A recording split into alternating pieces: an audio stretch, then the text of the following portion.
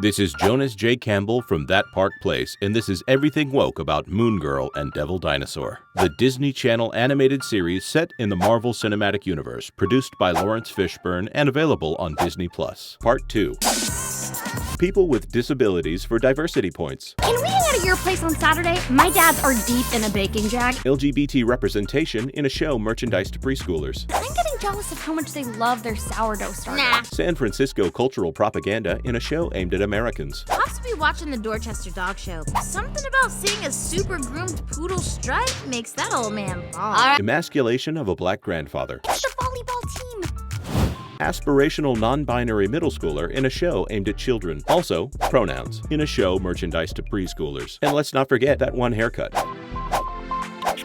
Normalization of preferential pronouns in a show merchandise to preschoolers. Oh my gosh, they're coming right at us. Why are they coming at us? The coolest kids in school use preferential pronouns, are non-binary, and trans in a show aimed at kids. So, you should come over? I forgot to mention that Brooklyn is played by India Moore, who identifies as transgender and is non-binary. I'm going to leave it to you to interpret what this facial expression conveys. The coolest kids in school want us at their super soiree. See that, kids? The coolest kids in school are they, them, she, her, he, hims. Our stock is rising faster than Dad's sourdough starter. Implication that LGBT allyship is a tool for gaining popularity. Imagine that. Don't you like Brooklyn? Well, yeah, she's amazing. Again, the coolest kids in school. Like one time, I literally passed out and woke up on the A train covered in soup. Your soup girl? I don't know what this story is supposed to mean, but I'm not crazy about my kids thinking it's something that could happen to them at a sleepover. Last invite was 3rd grade. Confirming that whatever caused this main character to pass out and end up alone in a Manhattan subway was around the age of 8 or younger. Enter if you dare. By the way, Ty, the one with they-them pronouns, is played by Ian Alexander and identifies as transgender. You might recognize Ian Alexander from Star Trek Discovery. Come on in, Lafayette. We won't bite.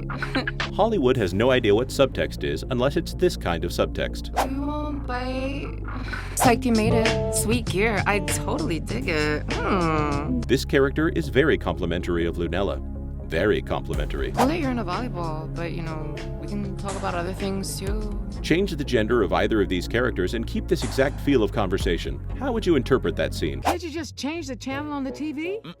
Lunella put on the parental control. Emasculation of a black grandfather. Truth or dare? Truth or dare in a show merchandise to preschoolers. Lunella Lafayette, we dare you to drink the slurry of urine.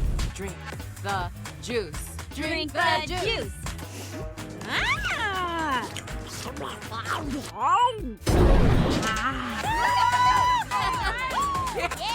This is obviously not an illicit substance, but what does this scene closely resemble? And it's in a show merchandise to preschoolers. How would you like your child to react in a situation that's similar? Your body's not good enough. That came out all wrong. Either way, it was said in a kid's show. When you left, I got scared we wasn't smart enough for you. Wait, so this character is voiced by a trans performer, and this character has a trans sticker on their water bottle. So is this technically a co-ed sleepover with a Marvel superhero flirting with a biological male? Moesha? Daddy. Let's go. Now. Are you going to pick up the early reader version of this one? It is very important to remember that this character has 2 gay dads.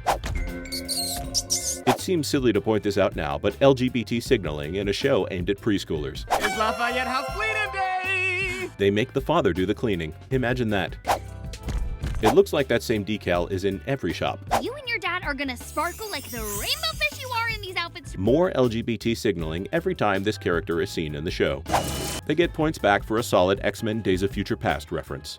Those rainbows in my mind. I'm going to give the writers full credit for this moment. The show stops to focus on the value of time that Lunella spends with her father, which is something that the world takes for granted. Especially spending time with you, Dad. I love spending time with you too. In fact, this entire episode is about the value of time spent as a family and the joy of having time with your father. I've just been cutting onions. I think I might be getting sick of attention. I think this sticker is in every window. Is that just a New York thing? She doesn't super love being a supervillain, but with a family like that, what choice do you have? Multi-generational family trauma in a show aimed at children. She's got an image to keep up, and after Moon Girl defeated her, she's ready for revenge. And she's yet another supervillain voiced by a white actor. Dude in a skirt again. Prove that it's a kilt, and I might apologize. You used me, Skinner! Her voice and and how she uses it are incredibly important. Political activism propaganda in a show merchandise to preschoolers. You can call me Marcy. And you can call me Marty. We're the Muzzlers. More supervillains, and this time they're trendy white people. They're looking to move to the Lower East Side, make it their home, and have offered their resources to improve the community. Gentrification as the villain in a show aimed at children. Let's make the best LES. The best LES. The black superhero makes a deal with two white supervillains without knowing it. Very subtle. Hashtag melanin magic. That sounds a bit racist to me. Isn't this where that dope mural used to be? Community initiatives kill art. Very subtle. This unlicensed food cart is in violation of the new vendor regulations. Vendor what? Political activist storylines in a show merchandise to preschoolers. All that noise, both for the ear and the eye, will be a thing of the past. The white supervillains want to wipe out diversity.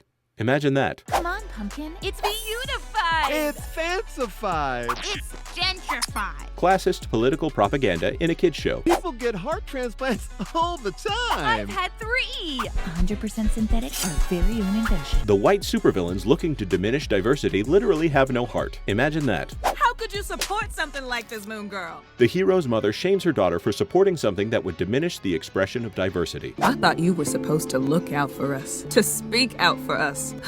I guess I expected too much. A little heavy-handed, don't you think? Oh yeah, it's a block party protest, y'all! A Marvel superhero becomes a protester. Disabled people for diversity points. Introducing the industrial-sized Mega Bowser!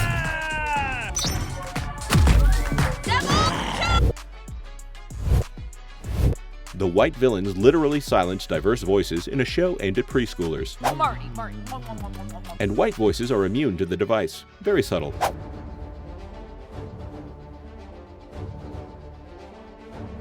The white supervillains are defeated by the power of protest. Now that those white people are gone, color is restored to the world. That's the end of part 2. Don't forget to like, subscribe, and turn on the notification bell. Is there anything we missed? Is there something else you'd like us to cover? For more, subscribe to this channel, follow me on Twitter @JonasJCampbell, or stay tuned to thatparkplace.com.